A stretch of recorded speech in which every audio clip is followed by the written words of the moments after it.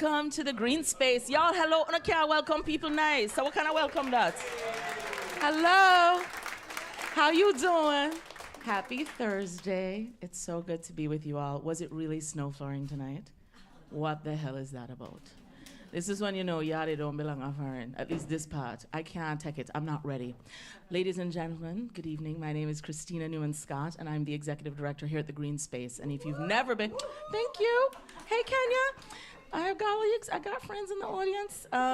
The Greene Space is part of the WNYC family here in New York at New York Public Radio, and we are a place that likes to give space, grace, investment in artists, media makers, creators, to have brave conversations, to experiment with different media, I don't know, like platforms, technology, all kind of things. We do it right here. So please visit our website, greenspace.org, to learn more about our work and to support us. Now, I'm gonna start off with a little sad news, but happy news is right after it. You know, ready? Marlon got sick.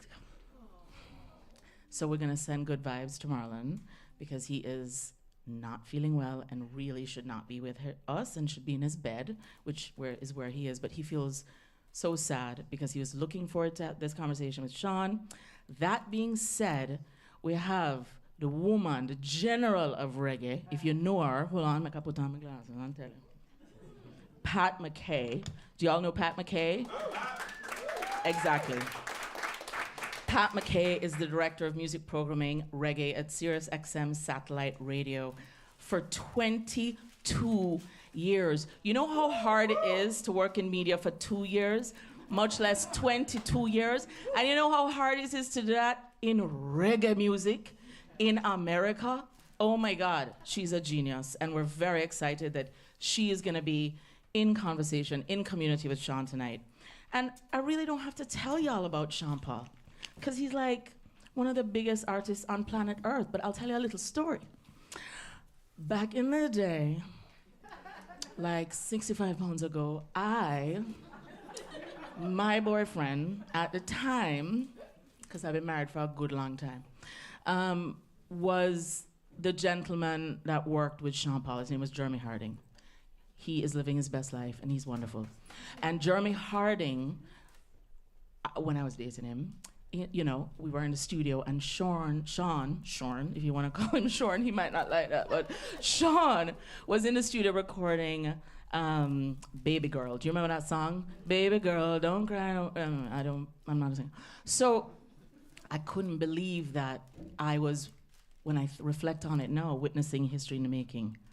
Because 20 years later, we have a triple platinum 10 Grammy nomination, Grammy Award, and he just got nominated again for Scorcher.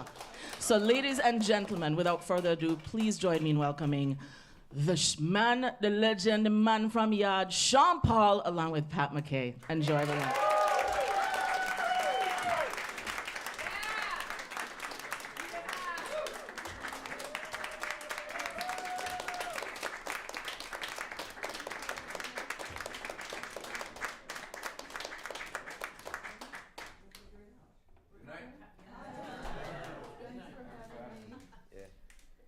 Sorry, I'm not Marlon James, acclaimed yeah, author. big up to that. Marlon.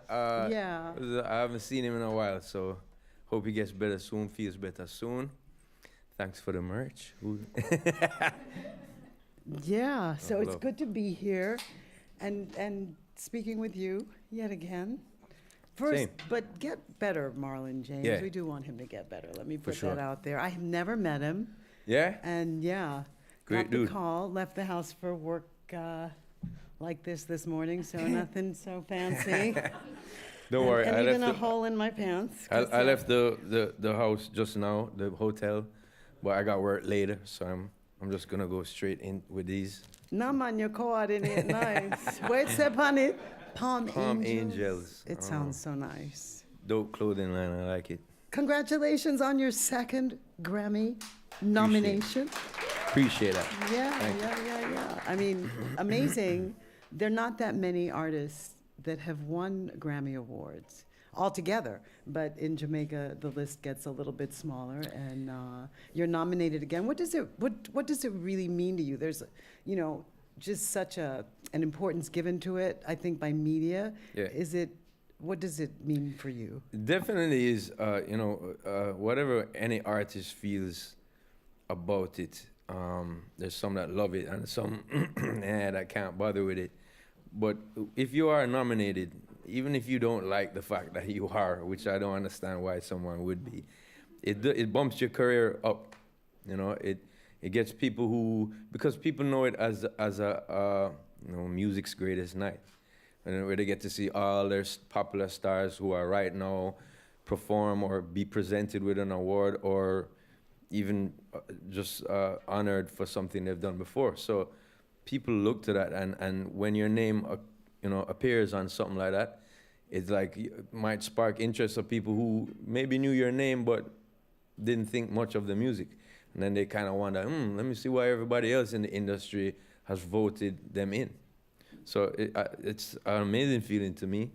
As always, being a kid, looking at TV, them time the black and white TV, and you have to like hit the side of the screen, because I don't know if y'all know, if everybody here know those times, but the tube TVs was kind of hard to get reception at times.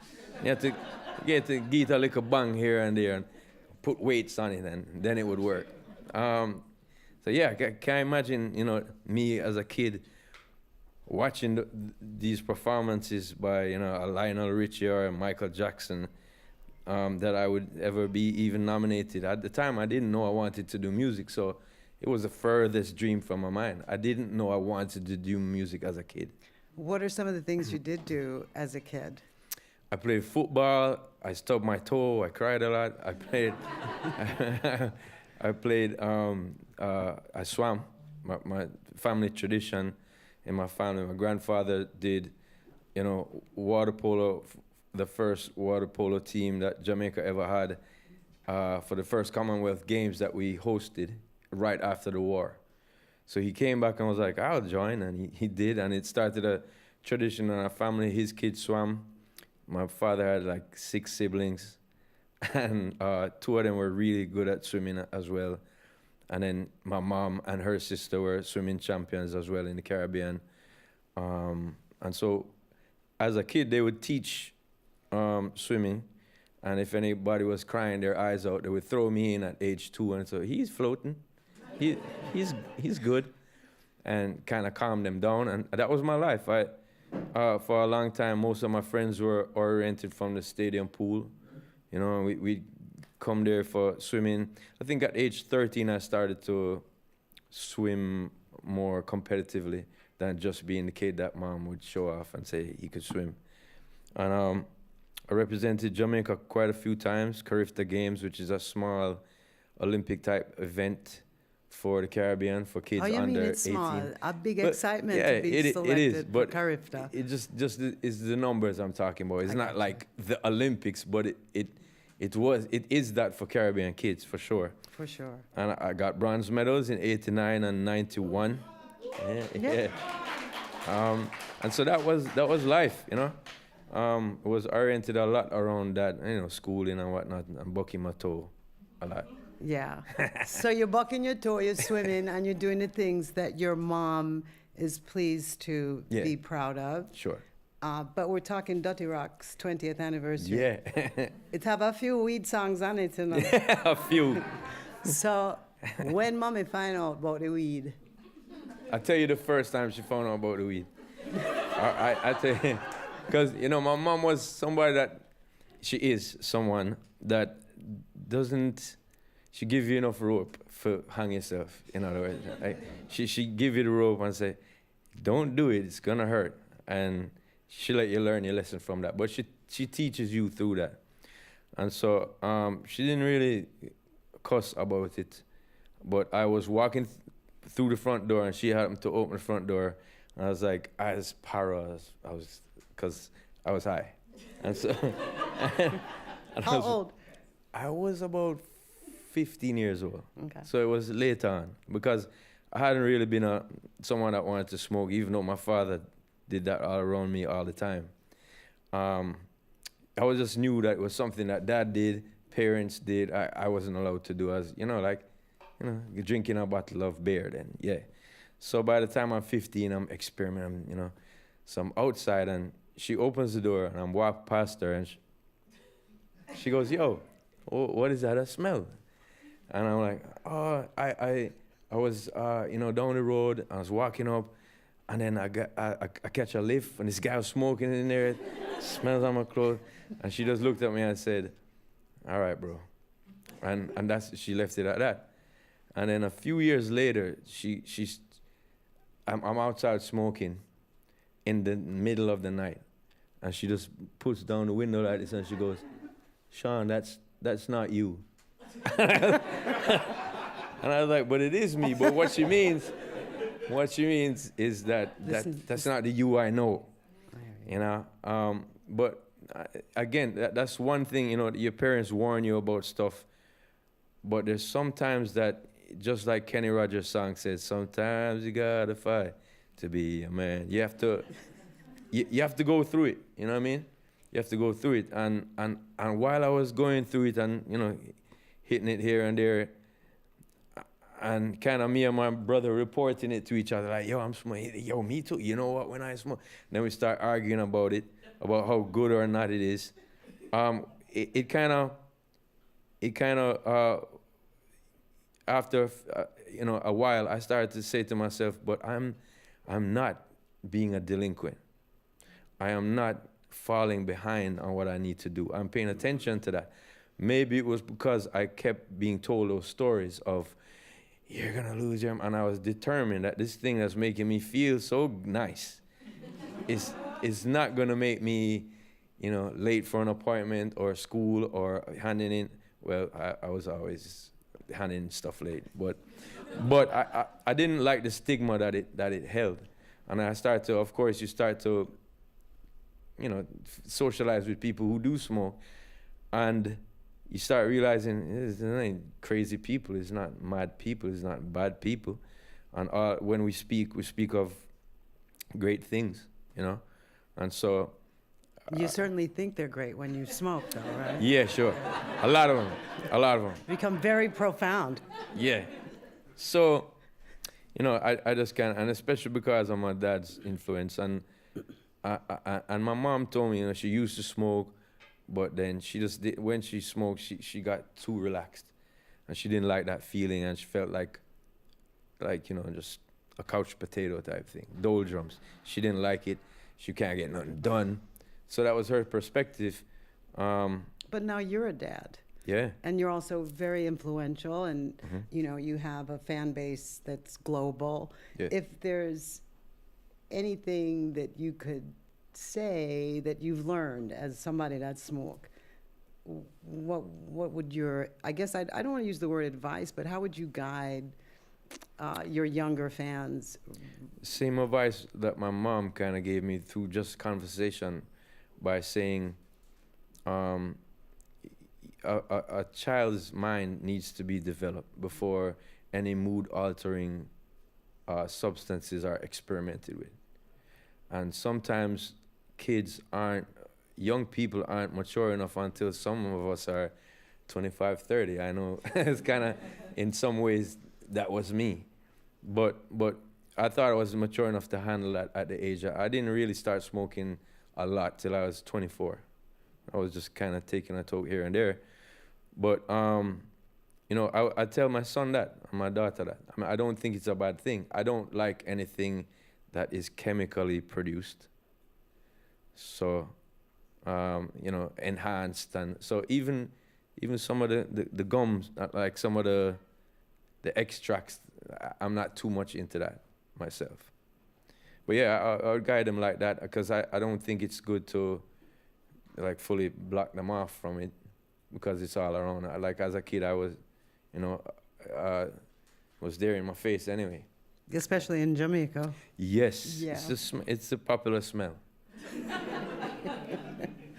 It's good to have you, with us on the 20th anniversary of such an important album. But I have to big up the team that put this anniversary together. Yeah. Because the way in which this album is celebrated is very apt. It's perfect because dancehall's dominance, as far as Jamaican popular music is concerned, really took a turn, a milestone positive turn with Dutty Rock. It's undeniable. In fact, most all of the attention that Jamaican popular music gets, the big attention, the big chart positions, are enjoyed by dancehall. Yeah. Talk about dancehall's position in Jamaican popular music.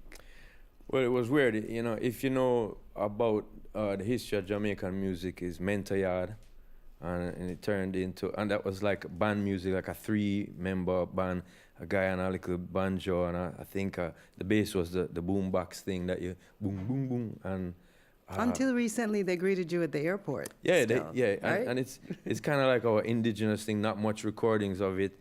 Then it turned into ska in '62 or so, or something like that, and then after ska, rocksteady and reggae, and then dancehall came about when, about like '78 to me, there was people doing things, or a little before that, just like toasting on tracks, and it wasn't called dancehall at the time at all. I think later on it was coined as dancehall, and dancehall was the term people used for just the street dances that you had. It would be held in a dance hall. That's where you go to listen to loud music and dance. Jamaican music in the, before it was being recorded, anybody who wanted to record at home wasn't getting played on the radio.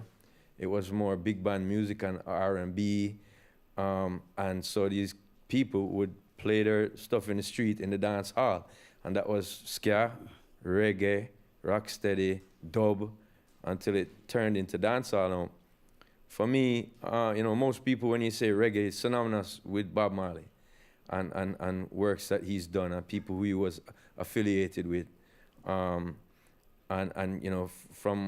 his works, other people have gotten notification and people, because he was just very prolific, but also the most famous.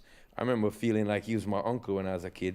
Like, that's Uncle Bob. That's somebody who everybody knows, you know what I mean?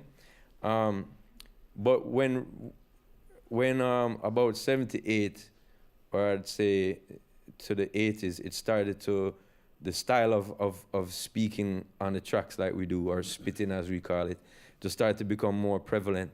And instead of just toasting on the mic and saying, "Big up the girl in the front with the hot glasses," while the song is playing, you start actually doing a whole song, and that becomes a whole performance. And that became known as early DJing or dancehall music. At first, a lot of the reggae enthusiasts or grassroots reggae people would kind of not be, in my opinion, I saw them as a little grumpy towards the content. I'm still grumpy. Because it was like, yo, it's too too much slackness. That was the word that was used. And even Shabba had a song saying, Shabba Ranks, one of our biggest DJs, he had a song saying, slackness, they say I'm the slack DJ, I'm the guy with the nasty mouth, talking all these bad stuff. But he was saying, I got reality too. And he spoke reality in that song. So he hit back at them, almost clashing that whole elder culture. And clashing has been a big part of what we do in terms of playing song for song and sound system. And I thought him saying that was especially profound and kind of, he wasn't the first DJ, there was many before him, but he was a big voice that was really it was his time now, and he was really getting heard. And because he said that, it was an answer back, and our generation was like, yeah, it's true. It's to express yourself. It's to just say what you feel and how you're feeling today, and what your dreams and aspirations are, and what your likes and dislikes are, and just voice, just say things. These are poetry to syncopation. It just became instantly popular for my generation. Like every song that came out, you just knew. I remember as a kid, we were playing scrimmage football.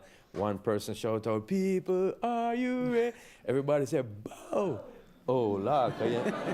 You know. They were at the game. Yeah. Right? Yeah, she was at the game. But Christina definitely was. But it's like a major pastime for us to know the songs. And if you don't know, it's like, yo, you know, shame on you kind of thing. Because it's almost like a progression of thought.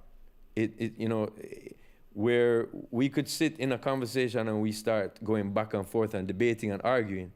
Instead, I'll just put all of my points on this song, I'll put it out, and you can hear how I feel. And some people, like, you learn from it, you know? I remember... But you also are very much in the moment in those situations. Yeah, for sure. And you're bringing out your just your thoughts, which is a very truthful thing and cool.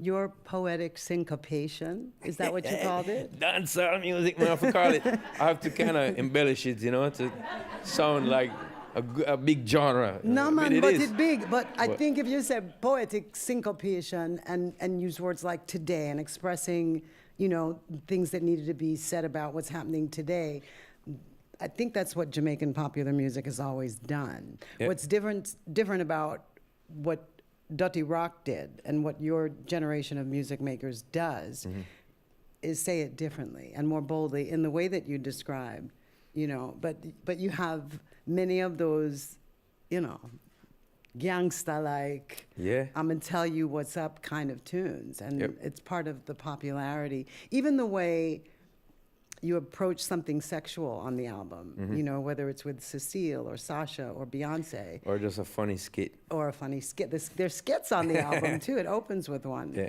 But yeah, it's an unapologetic way of expressing what you're feeling. And it's really empowering to be able to say something and the room here, you know, because a lot of times as the world, you know, as the society develops and there's more people, sometimes your voice can get lost. So I think that's a big reason why kids want to do this as well. Rap music, hip hop music, and dancehall music. They want to be heard. You know, reggaeton, Afrobeat. They want to be heard. They want to tell you about them, about now.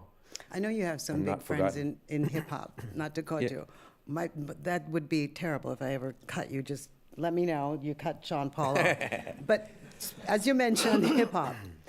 I know you have some good friends in hip-hop. Yeah. Have they influenced you? Do you talk off the air when you're not in the studio? Who are they? And what's it like? You know, looking up to someone and then actually becoming, you know, big enough yourself that you and them are on a conversation together is pretty cool. I'm talking to Sean Paul.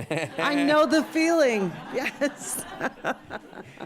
But yeah, you know, I would say Busta Rhymes is someone who, you know, back in the early days embraced my artistry and kind of, you know, we've been communicating ever since. He called me last night. He was trying to make it, but was way upstate and couldn't come on time. So, but, you know, things like that. Akon is someone, he's not a hip-hop artist, but he's, you know, very big in music in general, but coming from an urban standpoint, someone who I can call and ask questions about stuff at times and bounce ideas off of. Shaggy's not hip-hop, but he's a dancehall or a Jamaican music icon. And me and him, likewise, with Junior Gang, always, you know, bouncing ideas off of each other and just keeping in touch. You know, some of the younger generations, they say to me, "Yo, let's do music," and then we take numbers and they don't answer. But you know, R.I.P. to Takeoff. He was a kid who took numbers and he used to answer, and I really felt bad about. Still feel depressed about what's happened to him. But yeah, not much people in the biz. Tory Lanez is the next one who I converse with as a younger generation kid. So, looking forward, are there artists that I should say more artists, because you also produce, are there more artists that you have your eye on now that you haven't yet had a chance to work with? Yeah, Skeng is a great young talent in Jamaica, and we've discussed working. And as you know, last year I did an album with 16 tracks, and a lot of them was younger cats in Jamaica. Cha-Ching Ching was on that also, right? Cha-Ching was on it. So much different artists, Massacre, Skilly Bang, Intense, you know. So with Skeng, he hadn't even broken at the time when I put that album out. I think he had one song or something like that. But I've become a fan of his style, his voice. It's a deep, raspy voice, and come with beer street talk and vibes, and it's nice. You know, sometimes with the younger generation, I think what we've kind of reggae or the dancehall crowd has kind of shifted to a more very hardcore style, and I've seen it go around in circles, where, you know, there's some hardcore years where it's all kind of shatter tunes coming out, and then there's some more fun years, like, you know, with me and Wayne Wanda and this type of music. But nowadays it's been really dark, so I'm hoping that these acts just transcend that, because it's good to start with an energy that and especially if that's what you're really, if you're used to and living, and this is what you said, and people are like, whoa, even if you're gonna say, well, that's interesting, you know what I mean? He's talking about guns and drugs and stuff like that. But I'm hoping that they see the bigger picture in that music, it's there to express yourself, but when you continue to express that without showing growth at all, you can get kind of very stagnant. You know what I mean? It's been a consistency with you to be positive, to make lighthearted songs mostly. Yeah. But there's also a visual component with what you do. Usually everybody's very good looking. And they're in very pretty places. Mm-hmm. And Marlon James did a lot of the artwork for this album. I should mention that. Yeah. You know, there was a context for his presence, which we miss, because he could talk about the look of the album and how that related to his goal as a visual artist at that time. But what were your goals? Talk about the first video for this album. Gimme the Light was a song that it was a song that I wrote just going to the studio. The guy was like, yo, I got $800 for advance. And I was like, nah, because I was charging $1,000 at the time. And then something happened to my car later that week. And I was like, yo. I need it. I need that $8 billion. He's like, yeah, I have it. Come. So while I was driving on there, I was like, what am I going to sing about? I sing about what happened in New York last week. You know, people was busting bottles of Moet and giving it to me. Yo, I like your song, Mr. Paul. Here's one for your female friend. And I'm like, wow, this doesn't happen when I'm in Jamaica, you know. So we drink rum and crates of Guinness. But so I decided to put that into the song, and it blew up, and I wanted to represent it in a real way. The energy of the rhythm was really fast-paced, and it just gets everybody going. And the panic, you know, it's like, whoa! So the first couple of the directors were like, we want to put you in the bush with the coconut trees and a chalice and some Rastaman. And I was like, yo, that is what we would traditionally do if it was a normal weed song in Jamaica. But are you listening to the rhythm? Like it's kicking. Like, you know, kids want to dance on this stuff. And so Little X heard me saying that, and he's like, I got you, bro. And it's gonna be just a dark room with certain lit paths. And it was his vision of when me explaining to him about the energy of the track. So his vision was like, heavy dance, sexiness, and just these lights coming up. And what the lights symbolized to me, at one point in the video, I reached a place where I bend down and I'm like going like this. I don't know if anybody got that from the video, but it was kind of like the leap of faith almost, because there's no lights there. It looks like a big empty void, and then I take the step and it lights up. And that's a part of the video that was just symbolic to me of my career, you know, not knowing, and any artist's career, not knowing if the next step you're going to take is what people are going to like, not knowing if, you know, you're going to make it as an artist. You might not have a hit, or you might be a one-hit wonder. Those things is always in your head, or especially me back in the day. And so that was symbolic of the vid to kind of show Solico triumph, like I'm stepping with faith and it lights up. So whatever's gonna happen must be good. And that was just it. I mean, for my videos, I don't come up with all the concepts. I read different concepts of people that hand in, you know, what do you call it again? Treatments. Treatment. And yeah, and I read through the treatments and whatever catches me. And there's some of them that has been really simple, and there's some of them that has been really like manuscripts, like that's long. And I'm like, damn, like, you know. But then once I get that vision, I kind of leave the production and all of that stuff to the director. And there's been a couple times where I interject and say, don't you think I should do this, or she should do that, or and I embellish, like I build up better stuff there, but you know, I leave it up to them. And just like for the pictures or the artwork on the album, I kind of left it up to Marlon. You know, I trusted his visual, and you know, I'd made the bold change from being just a kid with a head like this to the braids, which everybody was like, yo, that's rocking. And for years, people knew me with it, and then I became famous with it, or more, you know, big Sean Paul now. And then when I shaved it off, everybody's like, warm to your hair, youth. Damn. And I'm like, here's my new album, but warm to your hair, my G. And I was like, damn. You know what I mean? So, But then there was the mohawk. Let's not leave out the mohawk. Yeah.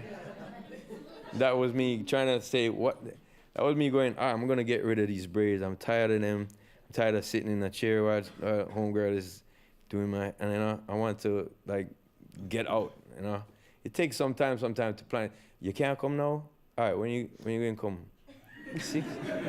All right, damn. And then she come 6:30, and then she telling me about her day, and I was just like, I don't want no more. It's like, it's a lot. And it is a lot. Yeah. I don't know, hats off to you ladies, because y'all go through a lot of more hair drama than I ever did, but same. So yeah, I was like, I'm gonna shave my hair off, and then I yeep on this side, and I was like, wait, I've always wanted a mohawk, bro. So I came out to the room, and I was like, yo, Jay, what do you think about this, my brother? And he said, interesting. Like, you gonna leave it like that? Like, yeah. And I think that was everybody's reaction for like 5 years. But then eventually they got used to it. I remember my friend Hype Williams that put me in the Belly movie and all of that. He shot a video for me in that time, a video with the Bob mohawk. Sinclair. Yeah, No. with Bob Sinclair. Bob Sinclair had me in the thing, and Hype Williams, and when he saw me, he goes, damn, you went all out with the mohawk. I was like, yeah. He no, you went like back in the day. You went. I think people were just like surprised, but at that time too, I was feeling like, just free it up, man. It's like, let's do something that's different. You know, a lot of times, you know, you get compared to other people. I don't think there was nobody to compare me to at the time. Or maybe a chicken, but you know. But there's no one to compare you with in terms of some of your collaborations. Been a lot. Dua Lipa, for instance. Talk about that. Oh, you know, I have my management to give thanks for that. Jules and the team. Who's here? Yeah. They you know, they're always searching. Yeah, let's get them some love. But we can't leave out Jason. You mentioned your brother. Steve Urchin and Jig Zagula and Jules Duva, my management team. Yeah. Yeah, what was I saying about We're them? talking about Dua Lipa. Yeah, they are always searching for, you know, different people who I could collaborate with that makes sense or that's like new and fresh. And if I like it, of course, then I go. So So you've said no? yeah, it's a couple. Okay. I won't call the names, but I was like, Jules, that's not me. But she came through on many others, so you know. So this was one of those where she was like, this girl, you know, at times we WhatsApp or we have meetings and we're like, look at this girl, look at this person, check out this producer, this work, do you want to work with them? We listen to other, I go back and I listen to other projects that they've done and decide, you know? And so that was one of them. And when we worked with her, she only had like 70,000 people on Instagram. Not that she wasn't known, but she wasn't as dominated or dominating as she is. And I can't even be objective. I think she's lucky you're talking about her. No. No.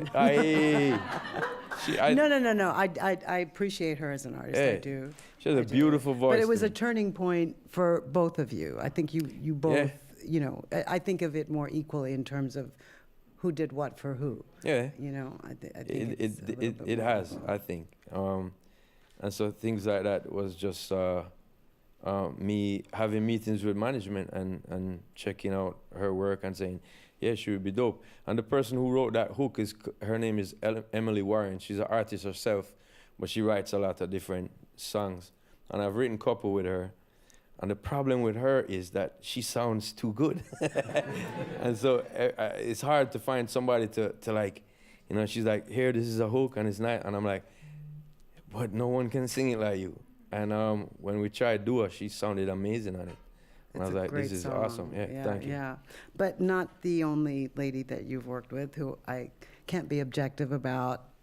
You as a fan, I think that it made her look cool. It gave her credibility. I'm talking about Beyonce's song with you, Baby Boy. I've seen her live. It gets the biggest forward when Beyonce performs live because it's a hot song. So who put that together? It's a sexy song. It's so sexy. But, you know, as you talk about sexy, and I was asking about your visuals, and you describe all that, expressing your, it's a sexy video. I'm going, Pat, you're so basic. Because, it's just, I didn't think of that, but I have to look at that video again. Yeah, it's very But back sensual. to Bay. Yeah, she, at the time, she was about to step out on her first solo project. And, Destiny's Child was huge, had made a lot of noise in the biz. And what was happening for me was crazy too. Gimme the Light was popping off, and people were calling me. Eric Sermon, EPMD had sampled something from me, and De La Soul had come and taken a song from me, and I'd work with Scoop from Das Effects, and these are all old school hip hop. To me, geniuses that I was like, wow, I'm working with these people, and Blue Cantrell, and the Clips, and so it was just that time where people were calling my name, and for her to call me and say, yo, I want to do a track with you, and then actually hear that it was a dancehall track was very important to me, because the Blue Cantrell was a hot song, but it was more hip-hop oriented, and all the other stuff I just mentioned was hip-hop. And this was the first one that was this big of a profile person saying, I want you to be on a track with me, but it's going to be your stuff. It was a very important pivoting or turning point in the music's, in my music's career or in the journey, because it made it where I was a kid listening to dancehall, and I was always like, it's the biggest music in the world, and it wasn't. You go to some place and you would hear it maybe in a taxi, you'd hear it on a football game, people playing it in the cars, but then you ain't hearing it on the radio, you're not seeing it on TV, and it's not selling like that. But to me, our kids in Jamaica, it was like there's no difference between Bounty Killer and Jay-Z. There's no difference. Like for us, literally. Because of their lyrical content, what they're spitting, and so for me as a kid, looking at dancehall that way and feeling that it was, and then learning about, oh, there's more numbers and there's, and then my music started growing, and then it reached at that point where it was dancehall, but it's hybrid. Scott Storch made the track. He had to go and study. When he was building the track, he was like, how this sound? It sound like something you would... I'm like, yeah, it's bad. I had to guide him to say, yo, that's awesome. And if he was going to go off onto some other tangent, I would have stopped him, but he didn't. He kind of studied his stuff. He's a fan of the music as well, and had been to Jamaica and worked in Jamaica many times before with I think the Roots and other people. And so for that song to happen when it did, when she was about to do her solo, and I was kicking off at the way, it really cemented in people's brain what dancehall can do. Not just the music that you hear in the taxi or in the as I keep hearing now, the hookie club from these youngsters. Like, people are like, hookie clubs. I'm like, what does that mean? That means when you skip school and you go to a club. I didn't know it, but it was it was that kind of music, they said, and now it's like being played on the big stations and being represented in such a sensual, sexy way on film. I had somebody in my own team who is a big part of my team at home say to me, I'm now fanned out on you, bro. I was like, what, you didn't like me? She said, I love your music. I love your music, believe in you long time, but this is some sexy stuff. And, it kind of turned at that point to broaden my horizons of what I could make. Like, I was listening back to an album the other day with a song called Lately on it. And I'm singing, I don't know why we must fight. Lately, baby, things ain't right. I just wanna hold you all night. Work you, girl, until morning light. But it's like, I don't think before in dancehall we had the DJs like myself sounding so sweet.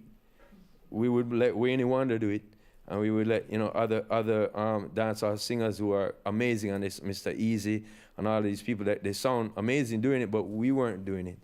And my generation became the sing Jays, like me and Mr. Vegas, where we were adding a lot more singing into our melodies and stuff like that.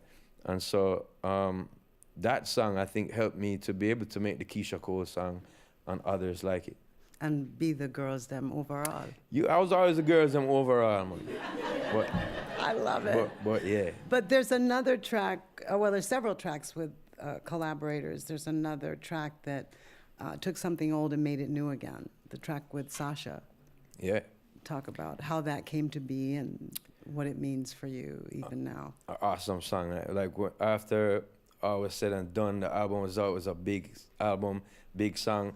I'm at like I think it's a family function or something, and I turn around and see my parents, who have long been separated, sitting down together looking at each other going, is your son do that, And I was like, yo, because they used to hear this song in the 70s and love it and dance to it, and big up to Alton Ellis, who wrote the song, and R.I.P. to him, one of our great prolific songwriters and producers. And Murray Elias, I have to big him up. He's here in the house. Yeah, he's my A&R at the time, and somebody who worked closely with us, and always gave his real opinion. There was times when I wanted to like smack his head up, like, bro, what? Because we used to argue all the time. This song has to be on the album. I don't think that one is gonna make it, bro. I'm like, what? So now he's telling me what I'm to put on the album. I'm like, bro, I'm the DJ, all right? But he had some way of kind of getting across to me that it was a hit in the 70s, and you're a type of artist that can bring this back. And you're going to get that elder crowd that's going to respect you, and you're going to break it to a whole younger crowd. And so said, so done, man. It's history, and I thank you for that, bro. Because big tune. Because before that, I had done dub plates on real reggae rhythms, like old school reggae one-drop rhythms, but I'd never really done one on a recording to send out. And I was kind of worried about how it would sound. And I did that. Everybody at home was like, yo, this shot, this is dope. Like the way you're spitting on it, blah, blah, blah. So it's led me to do many other songs. And my latest single is Like My Fire with Gwen Stefani. And Another Shensia. lucky singer, artist. And the both of them are beautiful, excuse me. So that's another one-drop reggae, lovers rock type vibe, which wouldn't have been possible without me doing that song, bro. So big up. There's also an interesting language inclusion on this album, which Murray also just pointed out to me. I just liked the song and thought I imagined it, but there is a Spanish version of Punky. Yeah, it's his fault too. So, yeah, but why do Punky again and do it in Spanish? Because I was coming here for one of the dudes I gave a plaque on stage to last night. It's a promoter who, he just had a big Latin crowd. And they started to gravitate towards my music. And we're like, I'll tell you the real story of it. He says to his DJ, how much for this guy? And he said, 15 grand to bring him to do a show. So I can't afford that right now. How much for this guy? That was me. And he said, about $5,000. Hey, bring this guy. So I get to do a lot of these Latin shows all of a sudden. And get 5 grand. And I'm like, yeah. So I did a lot of spring breaks with them. Big up New Life, and all these people are like, yeah, I love the song, and it starts to break. So I'm like, one day, I'm like, I wish, when Deport Them came out, I got huge enough to be on Puerto Rican Day Parade that year. I'm not Puerto Rican, but the song was big in their territory, and they invited me to come on one of the radio stations, the float, and sing the song. And I was like, wow. So I want to reach out to this crowd because I'm seeing now live the whole street. Dominicans, Puerto Ricans, people from Panama, Costa Rica, they all know the songs.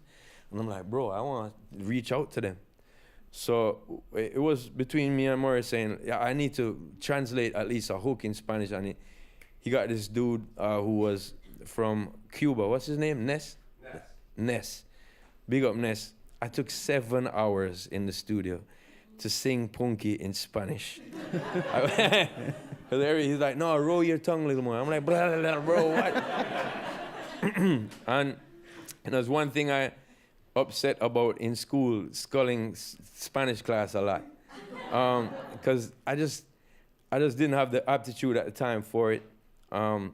Languages, I always like to hear it, but I was like, I can't remember. I keep ask Steve, my manager, I'm like, Steve, what's the word for I can't stand you again in French? This guy's annoying me. But like he tells me, he remembers those phrases and stuff. I only remember thank you in most languages, you know. Thank you, obrigado, respect you, muchas gracias, you know.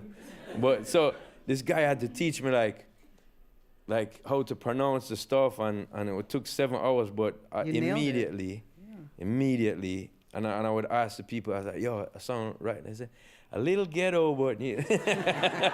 I'm like, all right, cool. So, yeah. Has it opened doors? Yeah, that was the beginning. Mm-hmm. That was like, you know, the clubs was the beginning, but then doing that song was like, so a lot more people in that whole community heard me and appreciated the attempt at speaking their language. But and, now and the reach attempt, out. though, can sound as if it's trying to sound like you. Now the attempt can to the ear kind of impact as if it's trying to sound like you and your brethren and your colleagues and what they do. Yeah. How do you feel about that? Oh, well, this was before that got big, you know, reggaeton we're speaking about. Yeah, it was, so we did that. And then, I have to be honest, I mean, back in the day, there was a artist called El General, which means the general, or I think. So it might mean the cat, but I think that's another word. But yeah, he was in Panama, and he used to do over all the Shabarank songs. And I was on a swim team in Jamaica. I'd go to these countries, and I'd hear it. I was like, yo, this guy is doing all over Shabba songs. You know, Gal, you're good. girl, you're good, girl, you're good, girl, you're good. And he was singing, blah, blah, blah. I'm not offending anybody, but I cannot speak Spanish. So he would sing them, and I would be like, yo, that's kind of cool that they are actually, emulating our music like that. And then, I think he did a few records like that. I can remember hearing a Dirtsman song that was flipped as well, or something on that same rhythm. Them have a vibes cartel where you there. Yeah, I know now, but back then it was fewer people who were doing it, and from different territories. So that guy was from Panama. There's another one from somewhere else, and the point is that music brings people together, and when you hear something that like warms your ear and feels like home, or it feels like your expression, it's pretty cool. And so, it's inevitable that they would, that music would break, because it's people can do the music, but your heart and your soul is not into it. It might be a hit for a while, but it won't last, I don't think. If that person comes with his heart and his soul and his culture behind it, that helps for the whole thing to live much longer. And that's why reggaeton has lived the year. It's like almost 20 years now since it's officially called reggaeton. So, and that's a beautiful thing for our music to have inspired that. It's been an amazing 20 years just in terms of music in general. And Sure. looking back, does it feel like it's been 20 years since you did Dutty Rock to You? Because it doesn't. Nah, crazy. My son just walked past me the other day and said, "Dad, those shoes are savage." And I was like, "Savage? Where you from? You were just born." He's 5. He's telling me savage. So those years went zoops for me, for real. I don't know where they went. So things happen like, and back in those days, me without kids, I was in my own world and doing the same things all the time, going to the studio, going on the airplane, going to the backstage, going on the stage, going to the studio, going on the airplane, going to the backstage, going on the stage. And so while I love those things, I was kind of missing a lot of my own. I would come back home and, how's your kids? And they're like, oh, they're going to college. What? For real? Like, and so the time is just kind of like in a capsule almost in my brain. And then having kids now, kind of, and seeing his progression to calling my shoes savage, all of a sudden, like, he's like, wow, he learned, like, he's quick, he's learned, wait, time is passing, I'm growing old, what? Yeah. That'll never happen. But there was an announcement the other day, Sting, the annual Sting concert, would return. Do you have a feeling about that? I loved Sting as a kid, and it was the biggest Clash show. I mean, big when I'm talking big, 45,000 people, sometimes near 70,000 people coming in there. I would be a youngster walking in, and because of the crowd trying to get through a small gate, I was squashed up, and then my feet wasn't on the ground for the last 2 minutes. I was like being carried in by the crowd. Dangerous, but fun. And then at Sting, there was a tendency for it was kind of like what I call a talent show type behavior. If you didn't like the act, you would be like, all right, let's go, and you throw your bottle on the stage. It started to be called fling instead of Sting. People fling the buckle. But I tell you, as a 17-year-old kid, being in there and seeing your favorite stars and seeing people try, and then seeing them get booed off, and then 70,000 bottles coming over here, like, yo, that's beautiful, wow. Like it's dangerous as hell, but it was an experience. It was exciting, it was fun. But I wouldn't want my son to go there, I'll tell you that. So I'm a dad now. So yeah, I guess, I don't think there's been like major clashes in the past probably 10 years, not no major clashing type thing. And they stopped that bottle throwing a long time ago. It was outlawed, and you weren't allowed to have glass bottles. There was glass bottles. And believe me or not, it was really beautiful to see, like, it was like, wow, look at that. It was exciting, But and it's still exciting. It is exciting for the kids in this generation because it's built as that type of clash environment. I don't know if there's going to be that this year. And in recently, people have probably heard me talking about out against clashing a lot. I've been doing that. You know, I got criticized for it a lot because a lot of people say it's part of the culture. And I hit back with, not everything in culture is good. Some people have a culture to drink a lot, and that's bad for your liver. You know, I mean, there's good culture and bad culture. You know what I mean? And so that's a part that I was like, boy, I kind of want to see it. I don't want to see it get tame, but there should be some form of rules now, because things are getting really crazy. If you're on WhatsApp in Jamaica, or even just have your phone, you get sent crazy school fights a lot nowadays. And it's very upsetting to see. And I'm not saying the music causes it at all, but I am saying it normalizes it. And I am saying that you pay influencers on Instagram now, and we are the original influencers. So stop pretending that what you say in a song doesn't have influence over other people's kids. Because a lot of artists nowadays say, I'm doing me as an artist, and I know business. It's your kid, you govern him. But it's playing over airwaves, it's playing through taxis going. And to hear some of the lyrics, even if it's just by a car passing, you can hear something that be like, wow. Dude just talked about holding the heads like nothing, like it was nothing. And the more and more we get these videos of violence, and the more and more we speak about it, it's just circling straight back into our lives. That's what I believe. And so for the clash in Sting, I hope that it is kind of monitored. When I see people go at each other in freestyle clashes here in the States in hip hop, there is somebody being the mediator. And he's like, you got 2 minutes. Hey, you got 2 minutes. We don't do that in Jamaica in Sting. So I just hope that I don't say that we want to do it exactly in that style, but I mean, it's just a little violent for me right now, and I kind of would like to see it different. I love the energy of the show, and I hope it does come back, and I hope it is big. We used to have 53 big stage shows in Jamaica in Christmas time alone.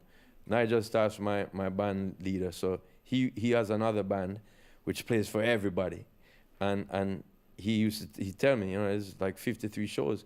We have like 5 big ones now during the Christmas season, which is sad, because it's our biggest pastime, as I've been telling you, you know. Interesting. And because I'm keeping you all to myself long enough, Christina says that we now have time to throw it to the audience. Yeah. Everyone in New York being a celebrity, I know you've got questions. Yeah. But I have to big up a celebrity friend who's here. She's a journalist, writer, Pat Moschino, and she's sitting right there. Hi, Pat. Love Pat. Yeah. Boom. So does, you've got the mic. Who's got the mic? Ricardo's got the mic. Hi. Hey. I do. Yeah, we're not hearing that mic. Check. No. It's cool. You can hear We can hear you. I'm curious about your opinion on the ban on choppa music by the Broadcasting Commission. For those who don't know, there is a recent ban on all choppa music, which is kind of the hottest dancehall music right now in Jamaica, on all radio airwaves, and it's caused quite a stir. Yeah. Personally, I'm a DJ, and I'm really curious to know what you think. Good question. You know, when I was growing up, radio sounded arguably different from the streets, and that was good, because you know, you can't eat the same breakfast every day, you can't eat the same clothes every day. It becomes monotonous. Not eat same clothes, wear same clothes. But yeah, it becomes monotonous, you know what I mean? And so I think that we kind of let it run too long like that. There's a time and place for everything, like at a wedding when they're saying your I do's. It's not the time for you to play get on the ground and split it, babe, split it. That's for the reception. so I agree with it. And I heard Bunty Killer, who has had many songs banned, especially a very powerful one, Look Into My Eyes. He said, there's a time, he said the same thing. And he's like, yo, it only made my song bigger. And that's a lot of the other argument that's happening now, saying, yo, they've just gone and made that whole platform. When you said chopping songs, it means songs about, scamming and it's gangster stuff, because that's what's involved with it. So, it wasn't a part of our culture before, but the world is being modernized, and the internet, and a lot of things are coming into people's lives that really didn't exist before.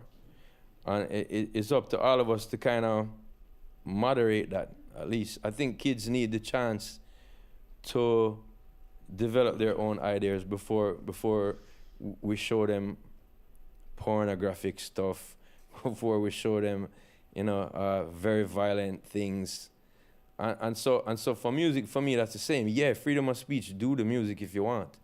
And for me, it makes no difference almost, because the internet's there, and a lot of those artists, their career exists mainly on the internet.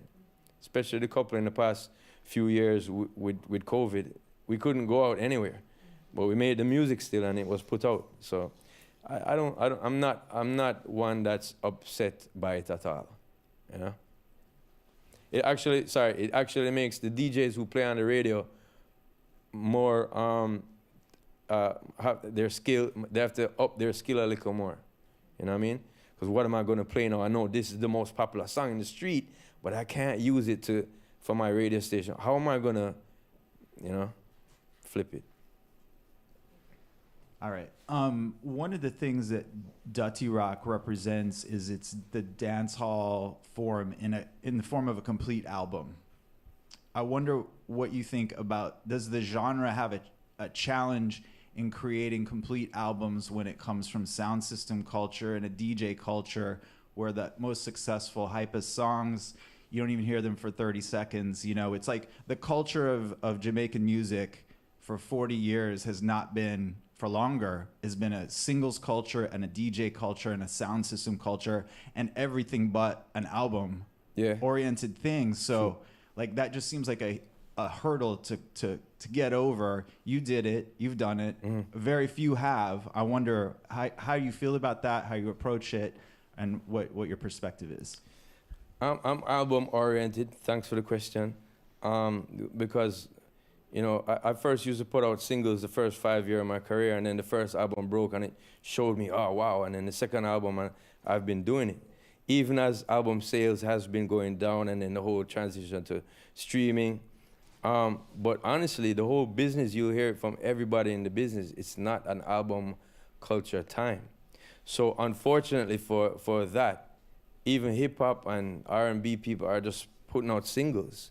It sells more, and then it's that numbers game again. And so that's unfortunate for our music, where someone like you would root to see people make more albums.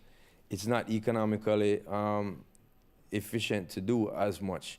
So a person like me can do it, or someone who has the bucketive or like, has the studio time. Remember, that costs these artists something, man.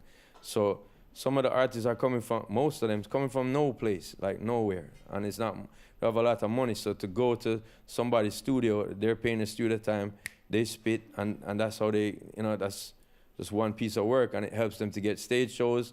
It helps them to get, notoriety and that kind of stuff. And it's more of like an independent game, and it's back to where I was in those first 5 years. That's where it is right now.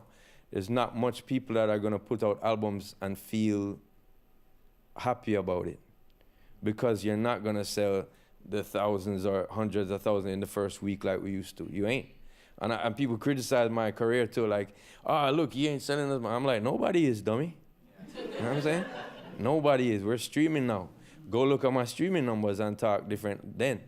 So we'll see what happens in the future. You know, I'm going to be someone that, you know, I put out singles every now and then, and I put together an album. And the reason why I do it is because I feel that albums, I'm a nostalgic type of person. I feel that albums kind of embody that person's artwork in that period of time, how much years it took for make, or months, or whatever. And it kind of encapsulates, you know, like, oh, at that time, this person was doing this or that, or talking about this or that. And so I keep doing them. But, you know, not everybody's going to keep doing it. Christina, do we have time for one more? Okay. Ricardo, where are you? Does someone else have a question for Sean Paul? And there's, oh, hi, Jen. Thank you. Hey. Pat Moschino. What's up? Good night, and congratulations, Sean, on Thank you. the 20 years of Dutty Rock, and such a landmark album for our genre. And what I wanted to ask is about the skits that are on the album. Yeah. They're so brilliant and Thank you. so funny, and really just, you know, add to the flow. And as you said, the completeness of putting a body of work together.